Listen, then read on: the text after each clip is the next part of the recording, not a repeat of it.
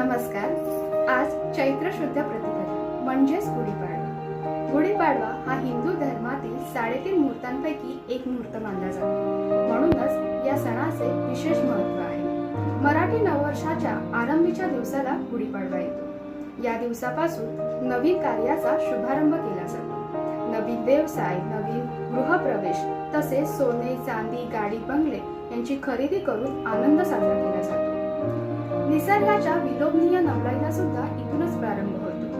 नुकतेच वसंत ऋतूचे आगमन झालेले असते, त्यामुळे वातावरण आल्हाददायक असते. गुढीपाडव्याविषयीच्या अनेक पौराणिक आख्यायिका आपल्याला ऐकायला मिळतात.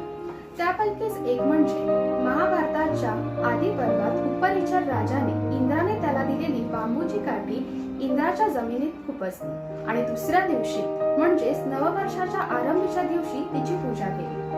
या परंपरेचा आदर म्हणून अन्य राजांनी सुद्धा बांबूच्या काठीला रेशमी वस्त्र गुंडाळून त्याला पुष्पहाराने सजवून त्याची पूजा करत असते. श्रीरामांनी रावणावर विजय मिळवून ज्या दिवशी अयोध्येत पुन्हा प्रवेश केला त्या दिवशी म्हणजे चैत्र शुद्ध प्रतिपदेच्या दिवशी नागरिकांनी गुढ्या उभारून आनंदोत्सव साजरा केला अशी पारंपरिक समजूत आहे आणि हीच परंपरा हिंदू लोकांनी कायम ठेवली आहे.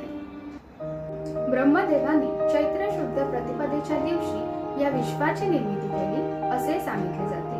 ब्रह्मध्वज हे गुढीसारखे होते असेही म्हटले जाते. अशा अनेक आख्यायिका प्रचलित आहेत. महाराष्ट्राच्या विविध प्रांतात गुढीपाडवा खरोखरी साजरा केला जातो. अशा गुढीपाडवा आणि नूतन वर्षाच्या आपणा सर्वांना खूप खूप शुभेच्छा. आपल्या सर्वांच्याच उंच उंच मनोकामना या उंच उंच गुढीसारख्याच आकाशाला भिडून पूर्ण होऊ दे.